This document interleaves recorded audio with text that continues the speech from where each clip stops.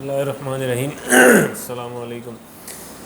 اللہ نے ہمیں دنیا میں جو ہے وہ بہت تھوڑے سے وقت کے لیے بھیجا ہے، اور ہم سب نے دنیا سے چلے جانا ہے۔ کوئی یہاں ساری زندگی نہیں رہے گا، اور موت کے بعد کی زندگی جو ہے وہ ہمیشہ ہمیشہ کی زندگی ہے، اور دنیا کی زندگی عارضی ہے۔ اور اللہ نے انسان کی کامیابی کا جو دار و مدار ہے وہ دنیا کی زندگی پہ رکھا نہیں ہے۔ انسان کی کامیابی کا جو دار و مدار ہے وہ دنیا کی زندگی پہ اس لیے نہیں رکھا کیونکہ دنیا جو ہے وہ اللہ کے لیے کوئی چیز، دنیا اللہ کے لیے ویلیو نہیں کرتی، اور فرمایا کہ دنیا اللہ کی نظر میں دنیا کی اہمیت اگر مچھر کے پر کے برابر بھی ہوتی تو اللہ کافر کو پانی کا ایک گھونٹ بھی نہ دیتے۔ تو دنیا اللہ کے لیے امپورٹنس نہیں رکھتی، تو دنیا کی کامیابی، دنیا کی ناکامی یہ میٹر نہیں کرتی۔ جو سب سے زیادہ چیز جو میٹر کر رہی ہے وہ کیا ہے کہ بھائی آخرت کی کامیابی اور آخرت کی ناکامی ہے نا۔ تو اب اللہ کے نبی نے فرمایا، حدیث کا مفہوم ہے کہ عقل مند وہ ہے جو موت سے پہلے موت کی تیاری کر لے۔ اور اللہ نے قرآن میں کامیابی کا ایک سٹینڈرڈ بتایا ہے۔ ہمارے لیے کامیابی کا سٹینڈرڈ کیا ہے کہ بھائی پیسہ ہو، گھر ہو، بہت ہائی فائی قسم کی لائف ہو، بڑی لگزریس لائف ہو، آگے پیچھے ہٹو بچوں کا شور ہو، تو ہمارے لیے تو یہ کامیابی ہے۔ لیکن اللہ نے قرآن میں فرمایا، آیت کا مفہوم ہے، تو جہنم سے بچ گیا، جنت میں چلا گیا، وہ کامیاب ہو جائے گا۔ تو انبیاء کے لوگوں پہ محنت کرتے تھے اور لوگوں کو یہ بات سمجھاتے تھے کہ اللہ نے تمہاری کامیابی دنیا کی جتنی چیزیں میں کہیں نہیں رکھی، بلکہ اللہ نے کامیابی ایمان اور اعمال میں رکھی ہے۔ ایمان جو ہے وہ اللہ کی سب سے بڑی نعمت ہے، اس سے بڑی نعمت دنیا میں کوئی نہیں۔ ایک آدمی کے پاس دنیا کی لائن کی کوئی چیز نہیں، کھانے کو روٹی نہیں، پہننے کو اچھا لباس نہیں، رہنے کو گھر نہیں، لیکن اگر اس کے پاس ایمان ہے تو وہ اس آدمی سے کروڑوں گنا درجے بہتر ہے جس کے پاس دنیا کی ہر نعمت ہے لیکن ایمان نہیں ہے۔ تو ایمان اللہ کی بہت بڑی نعمت ہے، اور اللہ نے قرآن میں اور آپ علیہ الصلوۃ والسلام نے حدیثوں میں ایمان کی علامات بتائی ہیں کہ ایمان کی علامات کیا ہیں۔ اللہ نے قرآن میں ایمان والوں کی نشانی بتائی کہ فرمایا کہ ایمان والے کون ہیں؟ جو مسجدوں کو آباد کرتے ہیں۔ اللہ نے نشانی بتائی کہ ایمان والوں کی نشانی ہے۔ اللہ کے نبی نے فرمایا کہ حدیث کا مفہوم ہے کہ ایمان کی نشانی کیا ہے، کہ فرمایا کہ تیری نیکی تجھے خوش کر دے، تیرا گناہ تجھے غمگین کر دے، یہ ایمان کی نشانی ہے۔ ایک جگہ فرمایا ایمان کیا ہے، فرمایا کہ ایمان جو ہے وہ اخلاص ہے۔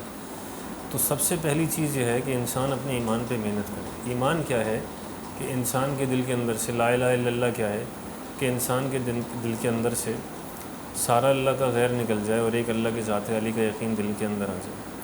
انبیاء علیہ الصلوۃ والسلام دنیا میں آتے تھے اور وہ لوگوں کے دل پہ محنت کرتے تھے، اور وہ اس بات کی محنت کرتے تھے کہ کیسے لوگوں کے اندر سے سارا اللہ کا غیر نکل جائے اور ایک اللہ کے ذات علی کا یقین آ جائے۔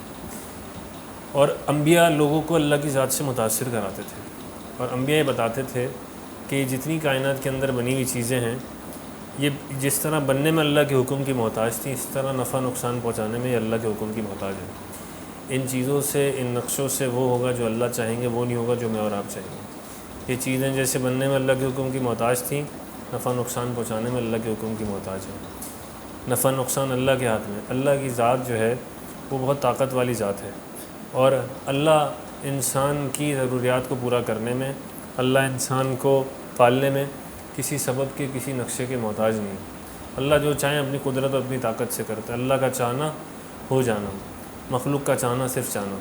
ہم ارادہ کر سکتے ہیں، ایک چیز پوری نہیں کر سکتے، اور جس چیز کا اللہ ارادہ کر لے وہ ہو جاتی ہے۔ تو سب سے پہلے اپنے ایمان پہ محنت کرنا، اور ایمان پہ ایسی محنت کرنا کہ انسان کے دل کے اندر سے سارا اللہ کا غیر نکل جائے، ایک اللہ کی ذات علی کا یقین آ جائے کہ کرنے والی ذات، کاموں کو بنانے والی ذات، عزت ذلت دینے والی ذات، ہلاکت حفاظت دینے والی ذات یہ کس کی ہے؟ یہ ایک اللہ کی ذات ہے۔ اب ایمان کیسے بنتا ہے؟ سب سے امپورٹنٹ چیز یہ کہ بھائی انسان جتنی ایمان کی دعوت دے گا اور جتنی ایمان کی بات کو سنے گا، اس کا ایمان بنتا چلا جائے گا نا۔ سارے غیر کی نفی کرنا کہ بھائی کسی سے کچھ نہیں ہو رہا، کرنے والی ذات کس کی ہے؟ اللہ کی ذات ہے نا۔ ابراہیم، اللہ نے قرآن میں واقعات بتائے، قرآن میں جو اللہ نے واقعات بتائے وہ اس لیے بتائے کہ اس سے ہمارا ایمان بڑھے، ہے نا، کہ اللہ اپنی قدرت اپنی طاقت سے ابراہیم علیہ السلام کے لیے آنکھ جلائی جا رہی ہے، اور ابراہیم علیہ السلام کو آنکھ میں ڈالا جا رہا ہے، اور اتنی خطرناک آنکھ جلائی، اور 40 دن اس آنکھ کے اندر ہے، اور آنکھ کا کام کیا ہے؟ آنکھ کا کام جلانا ہے نا۔ لیکن جب وہ آنکھ میں جانے لگے تو اللہ نے آنکھ کو حکم دیا کہ اے آنکھ میرے ابراہیم پہ سلامتی والی ٹھنڈی ہو جائے. تو ابراہیم علیہ السلام 40 دن اس آنکھ کے اندر رہے, جسم کا ایک بال بھی نہیں چلا. تو آنکھ کا کام جلانا ہے, لیکن وہ کب جلائے گی؟ جب اللہ چاہیں گے, ہے نا. فرعون موسیٰ علیہ السلام کی پوری قوم, موسیٰ علیہ السلام جو ہے اپنی پوری قوم سمیت جو ہے وہ سمندر پہ اللہ نے ان کے لیے راستے بنا دیے, فرعون اسی میں غرق ہو گیا. اصحاب کہف کو 309 سال اللہ نے نیند پہ پال کے دکھایا.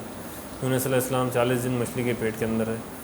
تو یہ ایمان بنانا کہ کرنے والی ذات یہ اللہ کی ہے, اور یہ ایمان بنے گا جتنا ایمان کے بولوں کو بولیں گے, جتنا ایمان کی محفلوں میں بیٹھیں گے, تو انشاءاللہ انسان کا ایمان بنتا چلا جائے گا. اس کے لیے جو ہے ساری محنت اس بات کی ہے کہ بس انسان ایک تو اللہ سے ایمان کی سب سے امپورٹنٹ چیز ہے کہ ایمان مانگنے کی چیز ہے اللہ سے نا. ہم کلمہ پڑھ لیا اور مسلمان ہو گئے, اب ہم ایمان کی حقیقت مانگیں. ایمان کی حقیقت یہ کہ بھئی ہم روزانہ 2 نفل پڑھ کے کسی وقت میں صلاۃ الحاجات کی نیت سے کہ اللہ تو مجھے ایمان کی حقیقت نصیب فرما. جب ایمان کی حقیقت نصیب ہو جائے گی تو پھر زندگی گزارنے کا مزہ آئے گا انشاءاللہ. تو اس کے لیے جو ہے نا وہ آسان طریقہ یہ ہے کہ ہم اللہ سے سب سے پہلی چیز ہم اللہ سے مانگیں کہ اللہ تو مجھے ایمان کی حقیقت نصیب فرما.